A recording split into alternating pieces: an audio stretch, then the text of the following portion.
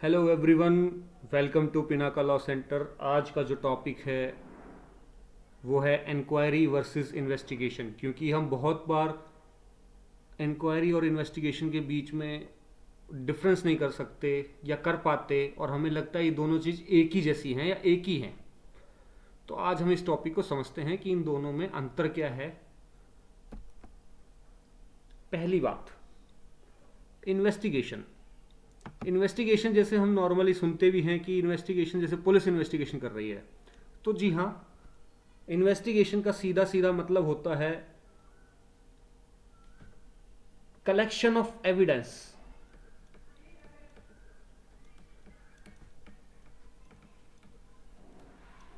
कौन कलेक्ट करेगा इन एविडेंस को?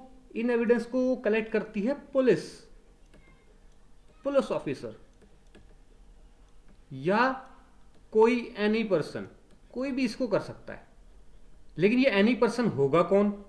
ये एनी पर्सन होगा जो भी बंदा मैजिस्ट्रेट मैजिस्ट्रेट अपॉइंट करता है इस बंदे को, ये एनी पर्सन। वैसे तो इन्वेस्टिगेशन साफ साफ सीआरपीसी के अंदर डिफाइन है, सेक्शन 2 क्लॉज एच के अंदर।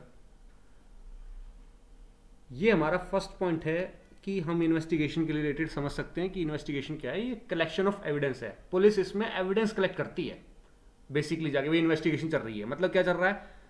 किसी भी ऑफेंस से रिलेटेड एविडेंस कलेक्ट हो रहे हैं, पुलिस ऑफिसर करते हैं। ये बहुत इंपॉर्टेंट चीज़ है, मेन पॉइंट इसको ध्यान रखने के लिए। सेकेंड इंपॉर्टेंट बहुत ऐसी बात है कि इसमें हमें क्या समझना है कि जो इन्वेस्टिगेशन होती है वो जुडिशियल प्रोसीडिंग में हम उसे मानेंगे या नहीं मानेंगे।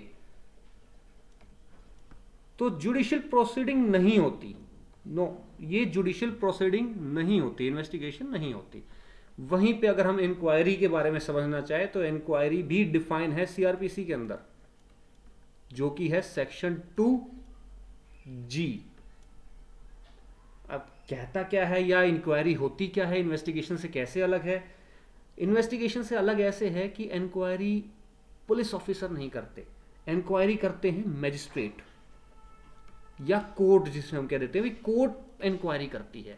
और कोर्ट यानी कि जज साहब इंक्वायरी करते हैं अपने केस में कि भाई मेरे को एक बार इंक्वायरी कर लूँ, मैं आइडिया लगा लूँ। अब ये इंक्वायरी कब होती है? इंक्वायरी किस चीज़ का पार्ट है? तो इंक्वायरी जो है वो ट्रायल में काउंट नहीं होगी। ट्रायल में कैसे? जैसे मैजिस्ट्रेट हैं, अब कोर्ट के आगे केस चला गया है, तो यानी कि क्या वो ट्रायल है? अगर मैजिस्ट्रेट इंक्वायरी करता है, नहीं, वो ट्रायल नहीं होगा, ट्रायल के अंदर नहीं माना जाएगा। अब ये ट्रायल के अंदर नहीं माना जाएगा तो क्या इंक्वायरी किसी टाइम भी हो सकती है? चार्ज फ्रेमिंग के पहले करनी है, बाद में करनी है? तो ये इंक्वायरी कभी भी हो सकती है, चाहे आप उसको जज साहब मैजिस्ट्रेट को लगे चार्ज फ्रेम होने के बाद या उससे पहले, आफ्टर और बिफोर, कभी भी हो सकती है। बस बात ये होगी कि जब भी ये होगा ना, तो वो ट्रायल का पार्ट नहीं होगा, बेशक ट्रायल स्टार्ट हो चुकी हो। मेन इसमें समझने की बात यही है। और इस चीज को, इंक्वायरी को, पॉइंट नंबर 2 जो कि यहां से डिफरेंस होगा कि ये यस, ये जुडिशियल प्रोसीडिंग मानी जाती है।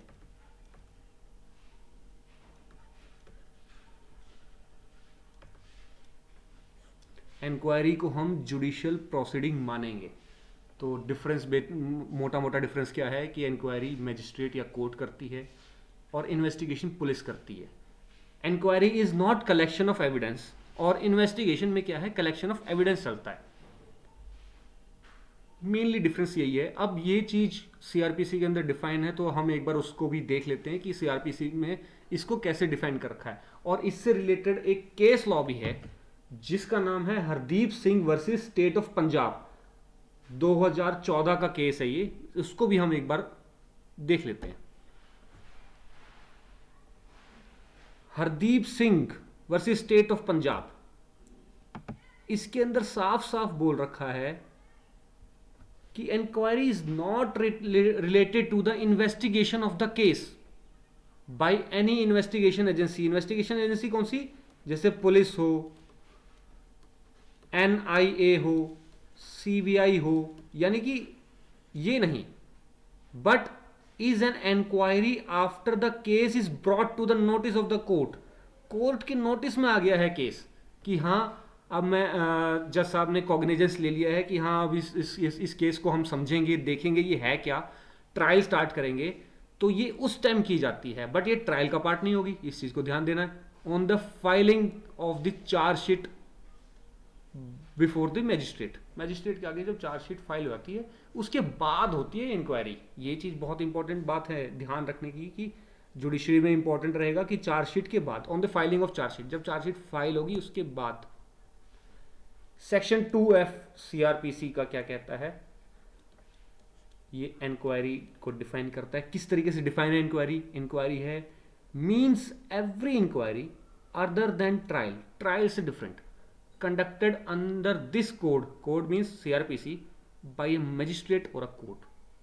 सिंपल बस इतना ही लैंग्वेज यूज करी गई है इंक्वायरी के लिए। सेक्शन 2H ये इन्वेस्टिगेशन को डिफाइन करता है। ये कैसे डिफाइन है, क्या चीज दे रखा है?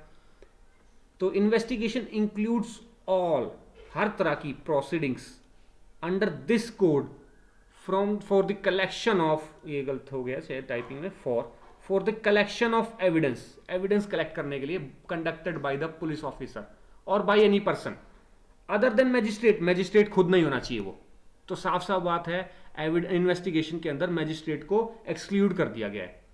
पुलिस ऑफिसर होना चाहिए और एनी अदर पर्सन होना चाहिए, और any person is who is authorised by the magistrate. तो यहां पे ये चीज है, होपफुली आप लोगों को समझ में आया होगा कि इन्वेस्टिगेशन और इंक्वायरी में क्या डिफरेंस है। मिलते हैं नेक्स्ट टॉपिक में, वो भी बहुत इंटरेस्टिंग होगा आपके लिए। Thank you.